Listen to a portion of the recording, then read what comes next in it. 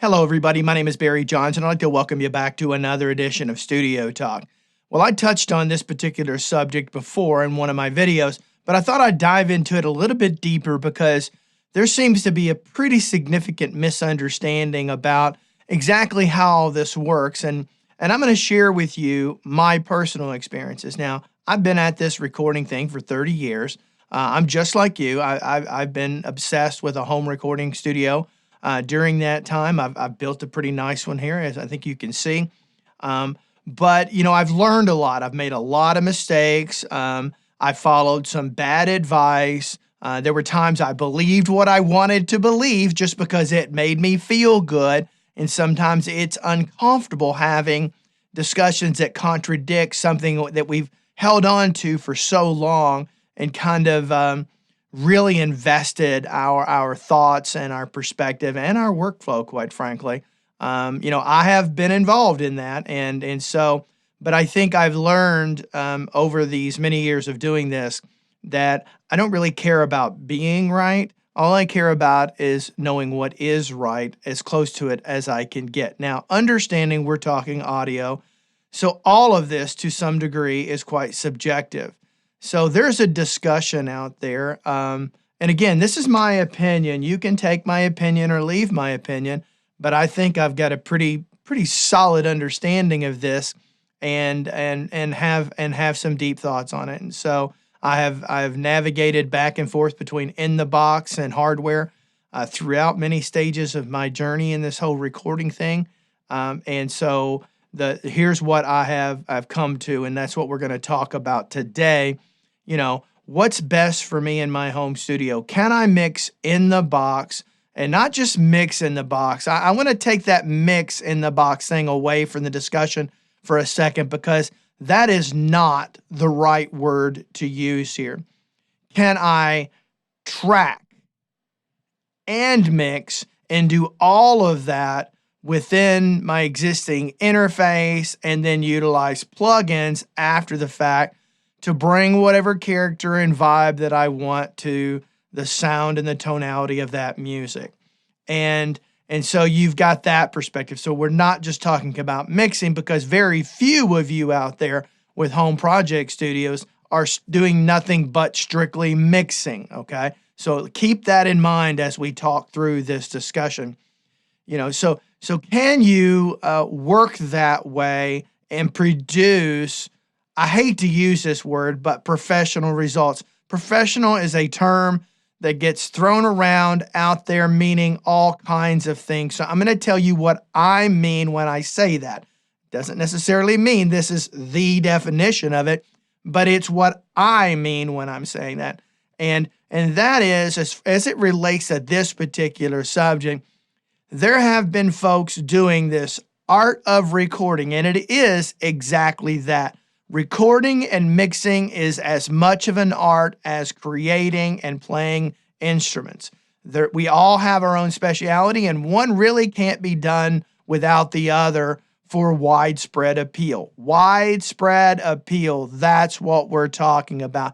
We're talking about the type of music that gets consumed, appreciated, wins awards, these type of things amongst the masses. I'm not talking about doing unique creative things. I'm talking about fundamental recording and mixing practices that have evolved since the beginning of recording, and which for all intents and purposes truly started in the 40s. You could do it before that, but truly started widespread in the 40s, grew into the 50s and 60s, 70s, and so on.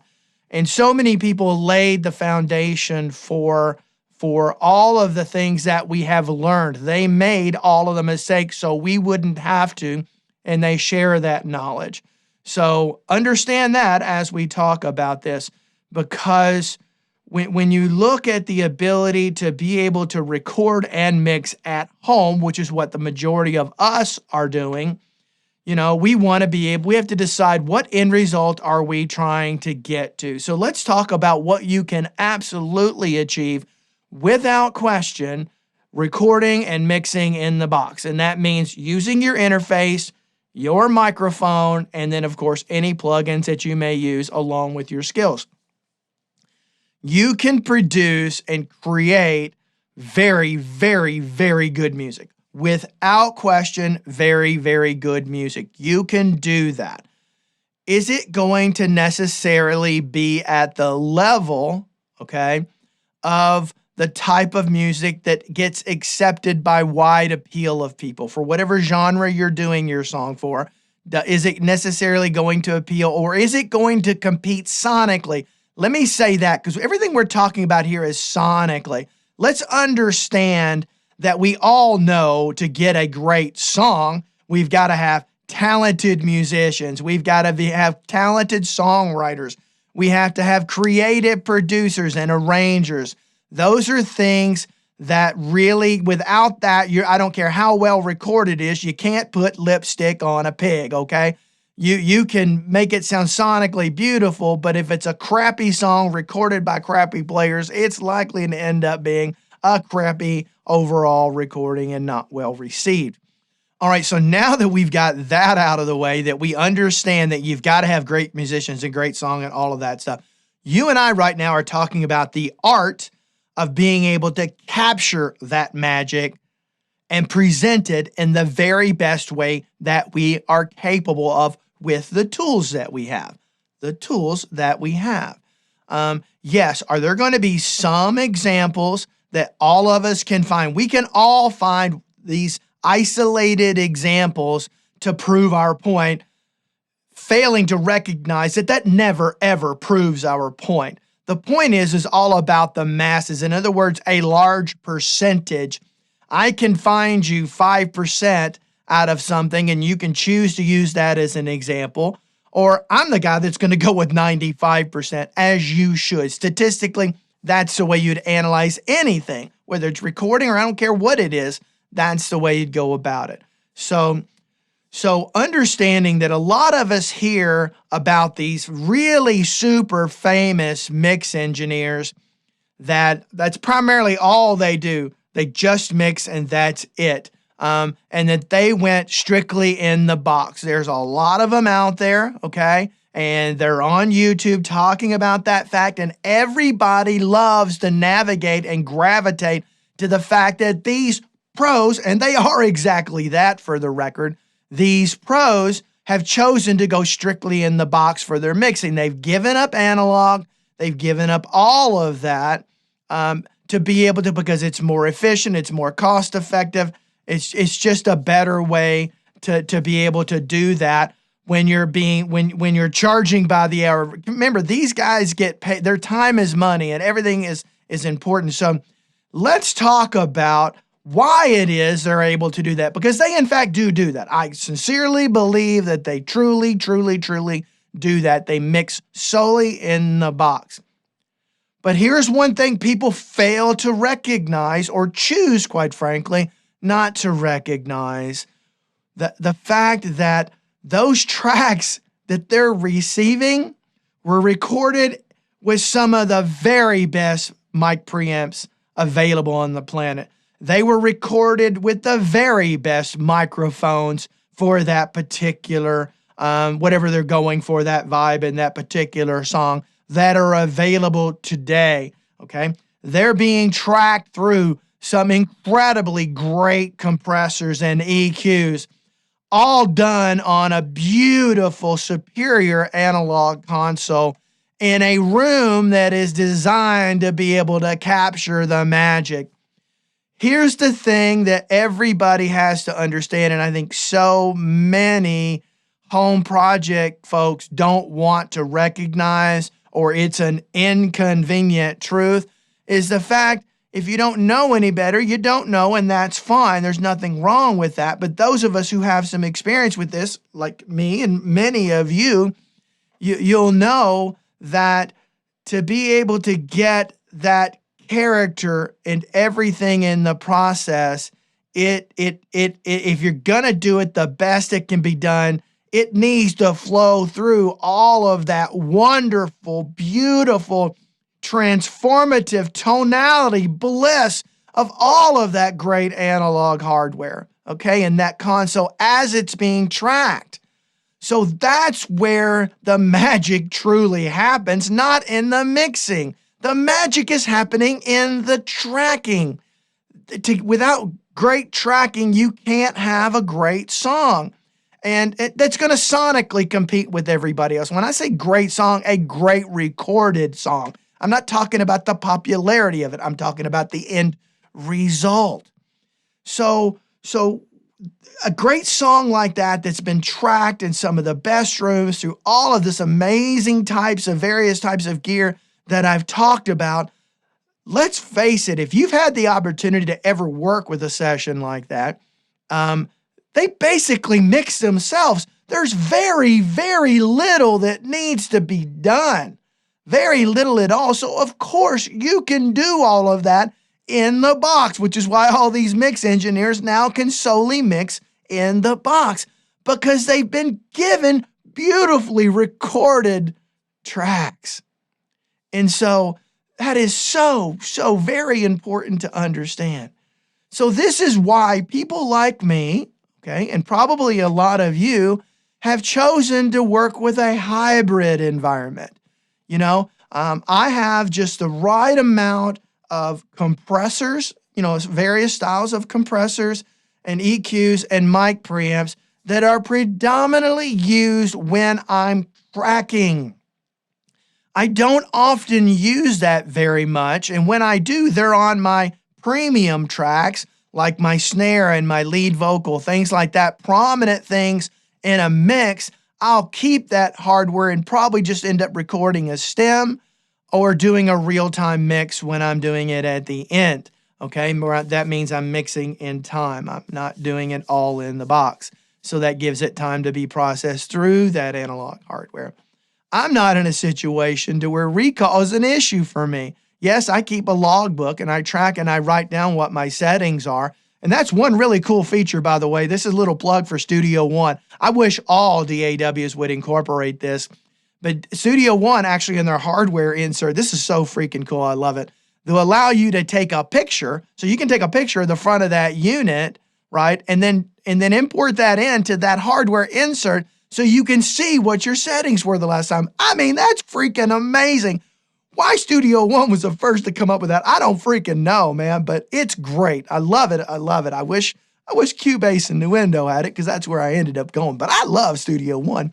I hate Pro Tools. I don't hate Pro Tools. I just hate Avid. But anyway, so I think that's what you'll see oftentimes is a lot of people that oftentimes will go overboard with their hardware, buy way more hardware and think they're going to use that hardware to primarily mix in the box. And I will tell you, I don't think that's practical.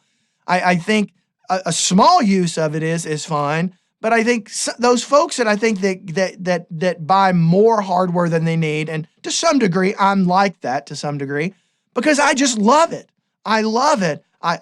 Because I'm older in life, and I've got a good career and I've made a decent living. I can afford to splurge, right? Splurge. And I'm going to flat out tell you, all of the money I make on this YouTube channel goes for buying either camera or videography gear or studio gear, period. I've bought quite a bit of stuff in here thanks to all of you, and I appreciate that. Now, if you think I'm getting rich over here, I'm not. This is a side gig for me. I'll never do this full time. But so that hybrid setup. So if you're somebody out there that has really hung your hat on that you can do everything and get the same results that these great mix engineers are putting out that have all of that great recording behind it, if you're thinking you can get that same result with a simple interface and some plugins, I'm here to tell you that you just can't. You can't. Can you record great recordings? Yes, you can. And for all of you UAD folks out there that say that somehow you think that because you can track through UAD's plugins that you can do that, I'm sorry. No, I've got look, UAD makes, let me get that out of the box. UAD makes phenomenal plugins. Their plugins are very, very, very good, all right? Their competition's coming up pretty fierce, but they're still solid as a rock, okay?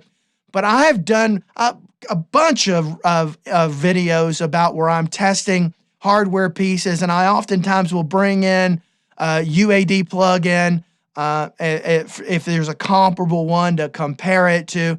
And in each time, I did it in my last video that I put about bus compression, I think every single time what you end up getting is plugins can do amazing work and they can get you the vibe for sure, especially UAD can, the vibe of that hardware, but they cannot get you what hardware gives you. And all you have to do is just watch some of my videos where it's clear as a bell that what I'm saying, it's clearly demonstrated if you listen in the right environment. What hardware is going to give you, it's going to give a three-dimensional sound that you simply can't get.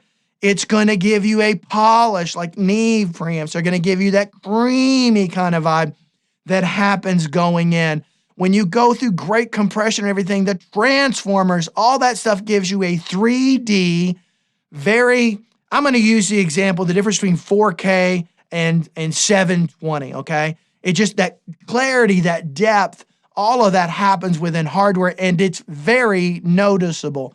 Now, you can debate whether or not by the time you go through the entire process of everything, is that going to matter?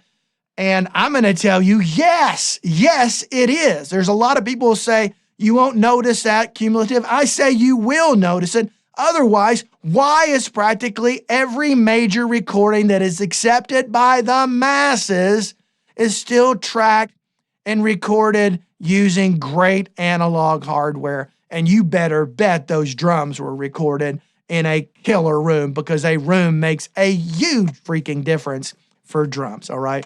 So, yes, can you do great recordings in the box without any third-party analog outside mic preamps, compressors, EQs, all that kind of stuff with just your interface, your microphone, and your plugin? Yes. Is that going to compete with a $15,000 vocal chain or a $20,000 vocal chain in the analog world? No, it's not. It's just not. But if you're at home, do you need necessarily to produce that level of music? Can you justify spending that money on that hardware? Probably not. If you're just doing your own music and having fun doing it, and you love listening to it in the car, and you love sharing it with your friends and everything like that, and maybe in the back of your mind, you still have that dream, yes, at 58 years old, I'm going to become a rock star. No. But you stay in the box. You're fine. Just stay there. Do it. Don't waste your money on all that stuff. But if you have a deep passion for this and you just want to try to do the very best you can and you've got the dinero to spend, then start incorporating some hardware. You're going to learn the benefits very quickly. I've never met a person who went all into hardware who knew how to use that hardware that went back. Never, not one single time in my life. I know you may be the one person out there that did that, but good luck trying to find a lot of people like you. That's all I've got to say. Now, if you like the things I talk about on this channel, do me a favor, hit that like button, that subscribe button, and notification bell so you know when I got a new video out. Do me a favor, leave some comments down below. Okay, this tends to always be a very hot topic, okay, a hot topic. And I have pissed you off. If I've upset you, I'm sorry. That was not my intention. But I'm going to give you a dose of reality, even if it does upset a few people. But all I'm going to ask, if you need to share that down in the comment section, that you stay professional. Let's all stay adults here and act like adults and have adult communication. We don't need to attack somebody to prove our point, okay?